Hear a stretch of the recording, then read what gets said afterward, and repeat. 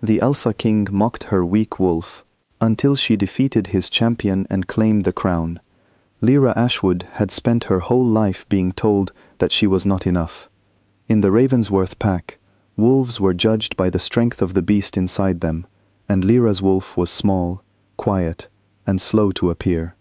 The other children could shift within seconds, their wolves bursting out large and proud. Lyra's wolf, a pale grey creature named Sable, took her time, moving carefully, almost shyly, into the world. The pack elders called her an Omega, the lowest rank a wolf could hold, and from the time she could walk, she carried that word like a stone tied around her neck. Her mother, Eleanor, had been the only one who never made her feel small. Eleanor used to kneel beside her after every failed training match and whisper the same words. "Your wolf is not weak, Lyra. She is careful. There is a difference, and one day the world will see it." But Eleanor died when Lyra was 16, taken by a sickness that swept through the pack one hard winter, and after that, Lyra stopped believing anyone could see anything good in her at all. She learned to keep her head down, to do her chores quietly, to disappear into corners so no one would remember to laugh at her. Years passed this way, until the day the packs of the North were ordered to merge. Two rival territories, Ravensworth and Frostmere, had fought each other for decades, but a new law from the High Council demanded they become one kingdom to face a growing threat from packs beyond the mountains. The merger meant every wolf, high or low, had to appear before the new ruler of the joined lands, a young and fearsome leader named Draven Frostmere. Draven had earned his crown through battle, not birth. He had defeated 3 challengers to take his father's throne, and he ruled with a belief that only strength deserved respect. He did not know gentleness, and he did not pretend to. When the wolves of Ravensworth were brought before him one by one to be assigned their new ranks in the united pack, he barely looked up from his seat until Lyra stepped forward. Someone in the crowd snickered before she even opened her mouth. Word had already reached the Frostmere side that Ravensworth was sending its weakest wolf to stand before the new king. Draven studied her for a long moment, his eyes cold and unimpressed. Then he laughed, a short, sharp sound that echoed through the hall. "This is what they call a wolf," he said, loud enough for everyone to hear. "I have seen kittens with more presence." The hall filled with laughter, and Lyra felt her face burn, but she did not run. She had learned long ago that showing pain only fed the mockery. She stood still, chin lifted, though her hands trembled slightly at her sides. Draven, perhaps annoyed by her lack of reaction, or perhaps simply cruel in that moment, decided to make an example of her. He announced that in 10 days the Unity Trials would begin, an old tradition where wolves could challenge for rank and honor in the newly formed kingdom. He declared that Lyra would face his own champion, a warrior named Cade Ironclaw, undefeated in over a decade of trials. It was meant as a joke, a public humiliation, to remind every Ravensworth wolf of their place beneath Frostmere's strength. Lyra left the hall that day with her ears still ringing from the laughter. She expected to spend the following days hiding, perhaps trying to find some way to escape the trial altogether. But something old and stubborn stirred inside her, a small flicker of the girl her mother used to comfort. That night, as she sat alone by the river outside the Packlands, an old woman named Mabel found her. Mabel was an outcast healer who lived on the edge of the territory, avoided by most because of rumors that she practiced old magic the packs no longer trusted. She had known Lyra's mother years ago, and she sat down beside Lyra without asking permission, watching the water for a while before speaking. "Your mother used to sit in this same spot," Mabel said. "She told me once that your wolf was not broken.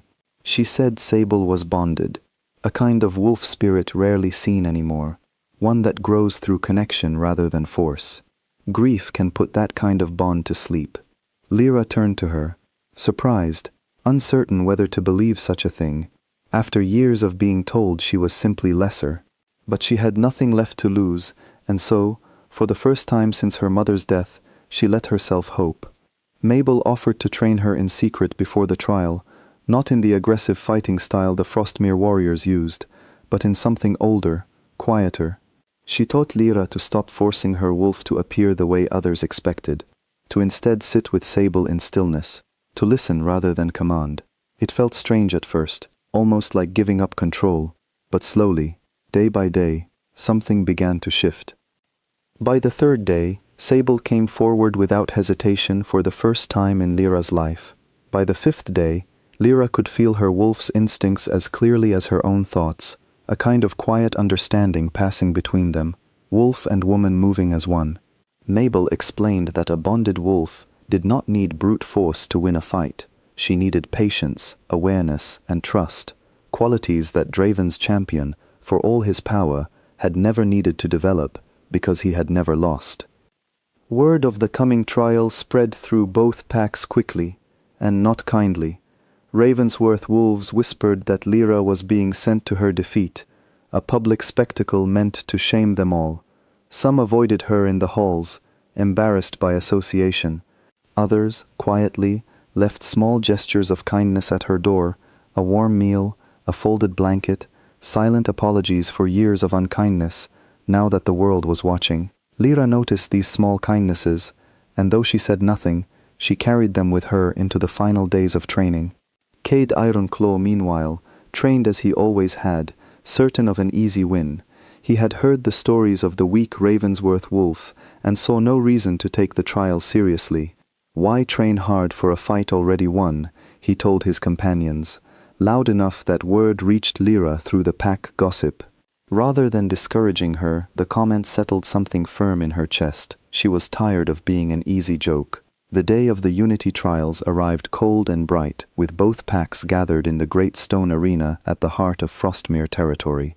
Word of the mismatched fight had spread even beyond the merged packs, drawing curious wolves from smaller territories nearby who wanted to witness what everyone assumed would be a quick and humiliating defeat.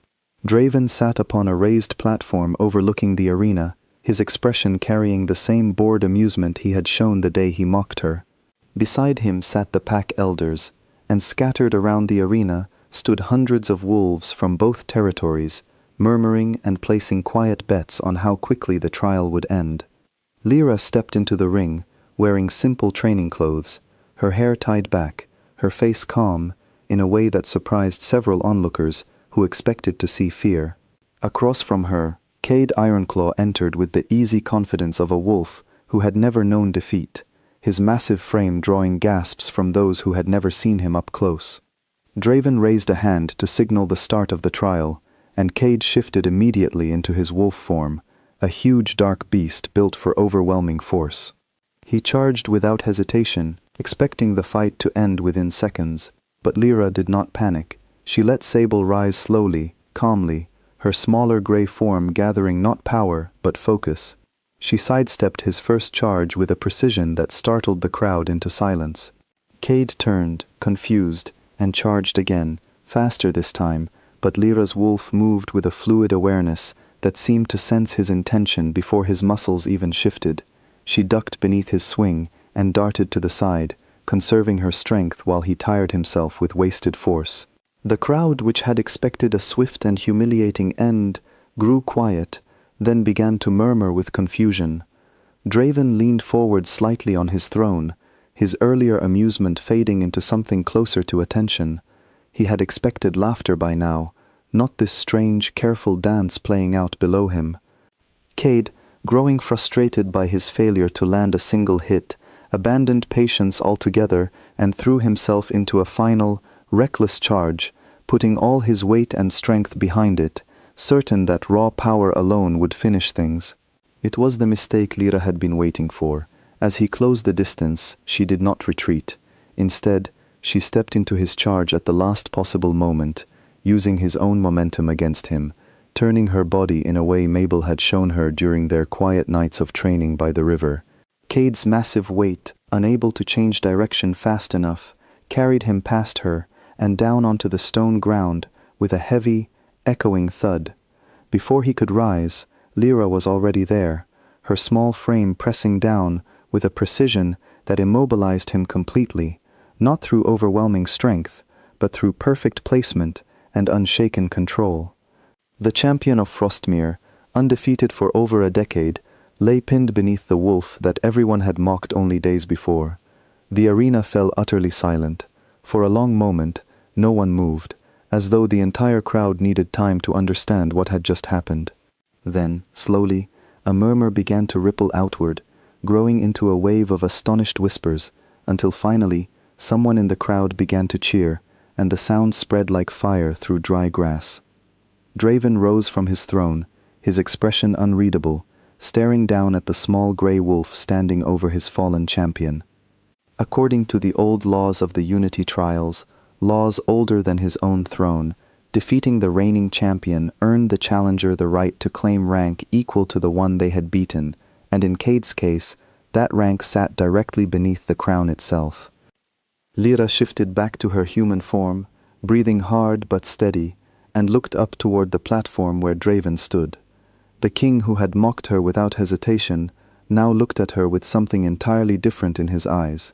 Not mockery, but a kind of stunned respect he clearly was not used to feeling. "By the laws you yourself uphold," Elder Mabel called out from the crowd, stepping forward with the quiet authority of someone who had waited a long time to be heard, "this wolf has earned her place, and by ancient right, the chance to challenge for the throne itself, should she choose to take it." A tense silence held the arena as everyone turned to Draven, waiting to see how the proud king would respond to a challenge he had never expected to face, especially not from the wolf he had humiliated in front of his entire court. Draven descended from his platform slowly, walking across the stone ground until he stood directly before Lyra.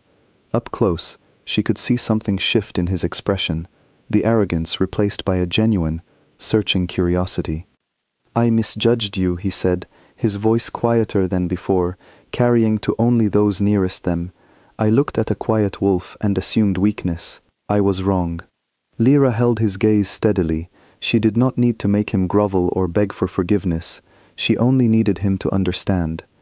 "My wolf was never weak," she said. She was grieving, and no one bothered to look closely enough to notice the difference. The words settled heavily over the crowd, and Draven, to the surprise of everyone watching, did not argue or dismiss her. Instead, he offered something no one expected. He proposed that rather than fighting him for the throne, a battle she had every right to demand, they rule together, side by side, rebuilding the merged kingdom not on old assumptions of strength through birth or size, but through trials of true merit, judged fairly, for every wolf regardless of rank. Lyra considered his offer carefully. She had spent her whole life being told she did not belong, and she was not about to accept a crown built on someone else's guilt.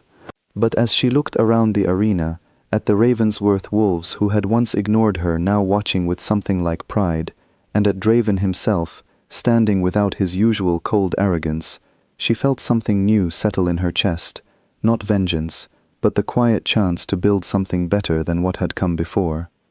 She accepted his offer, not as a subject bowing to a king, but as an equal standing beside him.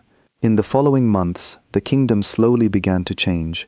Trials that once rewarded only brute strength now recognized patience, loyalty, and quiet resilience as well.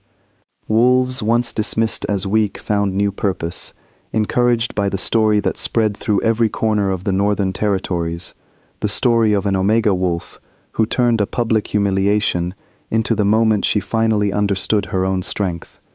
Lyra never forgot the years of mockery, but she chose not to let bitterness define her rule. She thought often of her mother, of the quiet promise Eleanor had made her believe, even when no one else did. Your wolf is not weak, she is careful, and in the end, that careful, patient strength had done what no one believed possible. It had earned her a crown, and more importantly, it had earned her the simple, long overdue chance to finally be seen.